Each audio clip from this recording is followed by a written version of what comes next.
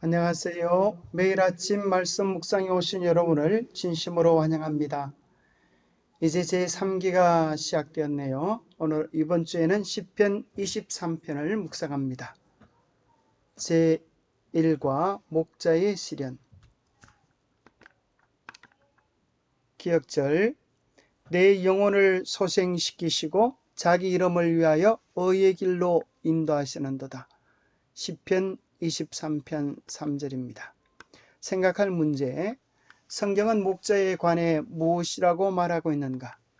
목자는 양을 돌보기 위해 어떤 일을 합니까? 오늘 우리에게 주는 교훈은 무엇입니까? 성경은 목자에 관하여 무엇이라고 말합니까? 이사야 40장 11절은 그는 목자같이 양떼를 먹이시며 어린 양을 그 팔로 모아 품에 안으시며 젖먹이는 암컷들을 온순히 인도하시리로다. 우리 예수님은 목자같이 양떼들을 먹이시며 품에 안으시며 온순히 인도해 주시는 분이라고 이사야는 이야기합니다. 만약에 젖먹이는 암컷들을 목자가 자기 보조로 인도해 간다면 얼마나 많은 암컷들이 어려움을 당하겠습니까? 그러나 목자는 온순히 그들의 보조와 걸음에 맞추어서 한 걸음 한 걸음 인도해 주시는 친절하신 분이십니다. 에스겔은 이렇게 이야기합니다. 목자가 양 가운데에 있는 날에 양이 흩어졌으면 그 때를 찾는 것 같이 내가 내 양을 찾아서 흐리고 캄캄한 날에 그 흩어진 모든 곳에서 그것들을 건져낼지라. 참 목자가 되시는 우리 주님은 양들을 찾아내어서 그 캄캄하고 어두운 곳 암흑 속에서 건져내어 주겠다고 이야기하십니다. 요한은 이야기합니다. 우리 예수님을 선한 목자라고 이야기하면서 나는 내 양을 알고 양도 나를 아는 것이 아버지께서 나를 아시고 내가 아버지를 아는 것 같으니 나는 양들을 위하여 목숨을 버리노라. 예수님은 자신과 우리와의 사이를 깊은 친밀감을 가진 양과 목자라고 이야기합니다. 양이 수많은 양들이 있을지라도 목자는 각 양들의 이름을 알고 그 양들의 특성을 압니다.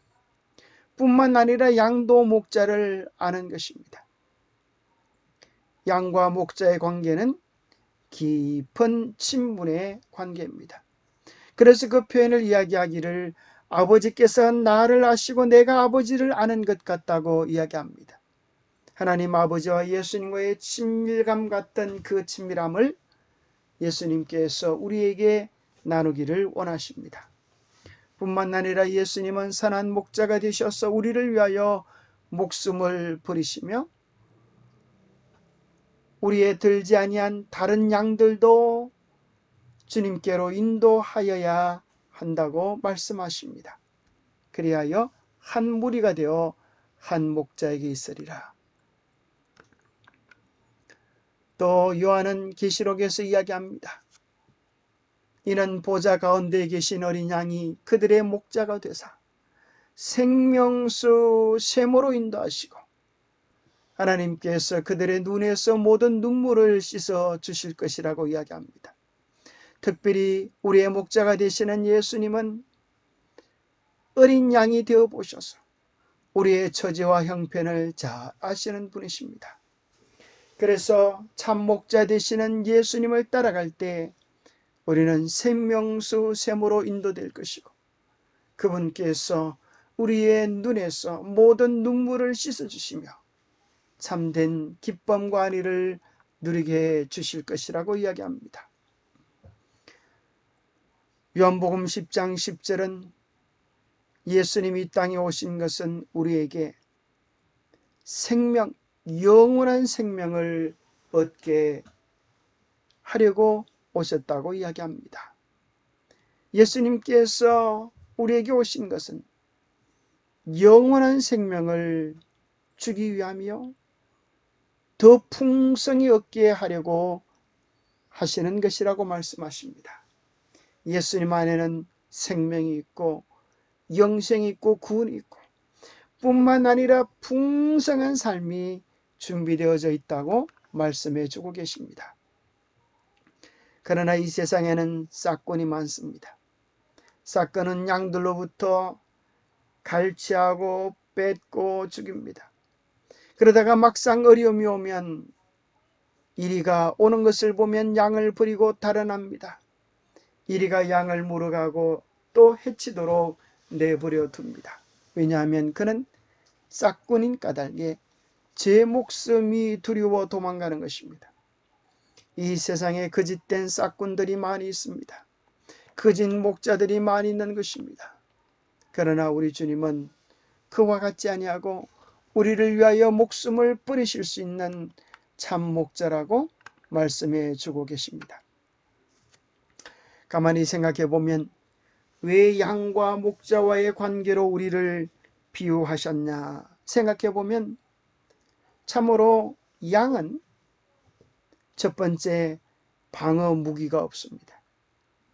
양은 목소리도 크지 않습니다. 날카로운 이빨도 있지 않습니다. 달리기를 잘하는 것도 아닙니다. 그래서 자신을 방어할 방어 무기가 조금도 없습니다. 그리고 둘째로 양은 쑥매기와 같아서 분별력이 없습니다. 독초인지 먹어도 되는 풀인지를 구분하지 못합니다. 반대로 소는 어느 것이 독초인지 먹으면 좋을 풀인지를 구별하여서 소가 먹는 것들은 어지간하면 사람이 다 먹어도 괜찮다고 합니다. 그러나 양은 그러한 분별력이 없습니다.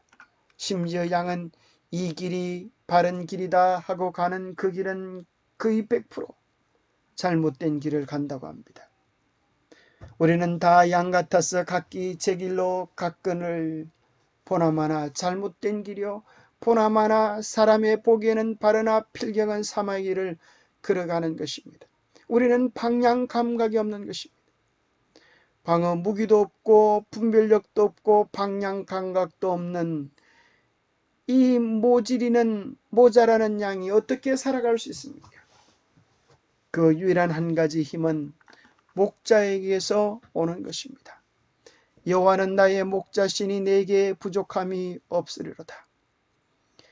여호와가 나의 목자가 되시면 나의 모든 필요들을 그분을 통하여 공급되어질 뿐 아니라 예수 그리스도 그분이 우리의 모든 필요의 근원이 되십니다. 양은 목자를 통하여 모든 것을 얻을 수 있습니다.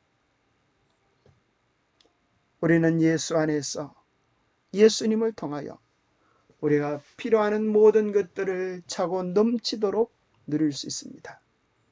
예수님 안에 존재하기 위하여 참 목자를 따라가기 위하여 양에도 필요한 것이 딱 한 가지 있습니다. 그것은 목자의 음성을 듣고 분별할 줄 아는 것입니다. 내 양은 내 음성을 들으며 나는 그들을 알며 그들은 나를 따라 너리라. 실제로 이스라엘에서 양을 돌보는 목자를 보면서 한 기자가 그 목자의 옷을 빌려 입고 목자의 목소리를 흉내내면서 양을 불렀습니다. 어떻게 되었을까요? 한 마리의 양도 그를 따라오지 않는 것입니다. 그러나 목자가 그들을 부르자 그들은 머리를 들고 목자가 부르는 곳을 향하여 달려가는 것입니다.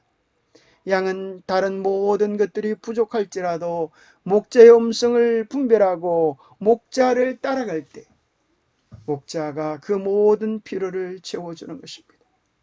우리가 부족해도 연약해도 모자라도 상관이 없습니다. 참 목자 되시는 예수 그리스도의 음성을 듣고 순복할 줄 아는 지혜를 얻게 되기를 바랍니다. 그러면 그분께서 우리의 모든 부족을 충분히 채워주실 것입니다. 시편 23편은 그러하기에 목자가 양을 위하여 무엇을 할 수 있는지, 어떤 일을 하는지를 노래하고 있습니다. 그가 나를 푸른 풀밭에 누이시며 쉴만한 물가로 인도하시는도다. 내 영혼을 소생시키고 자기 이름을 위하여 의의 길로 인도하시는도다. 내가 사망의 엄침한 골짜기로 다닐지라도 해를 두려워하지 않을 것은 주께서 나와 함께 하심이라. 주의 지팡이와 막대기가 나를 안위하시나이다. 주께서 내 원수의 목전에서 내게 상을 차려주시고 기름을 내 머리에 바르셨으니 내 잔이 넘치나이다. 내 평생의 선하심과 인자하심이 반드시 나를 따르리니 내가 여호와의 집에 영원히 살리로다. 이 아름다운 시편을 우리는 이 한 주간 묵상하게 될 것입니다. 그가 나를 푸른 풀밭에 누이시며 쉴만한 물가로 인도하시는데, 푸른 풀밭은 우리에게 주시는 생명의 양식입니다. 그러면 물은 무엇입니까?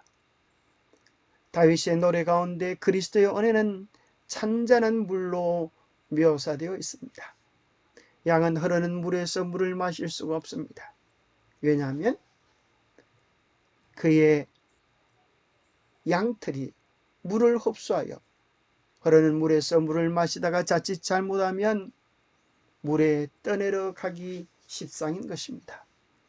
그래서 목자는 양이 물을 먹도록 하기 위하여 흐르는 물을 모으고 양을 위하여 잔잔한 물을 대접해 주는 것입니다. 그것은 더 이상 위험하지 않는 것입니다. 양은 안전한 생명수를 그에게 제공하고 있습니다.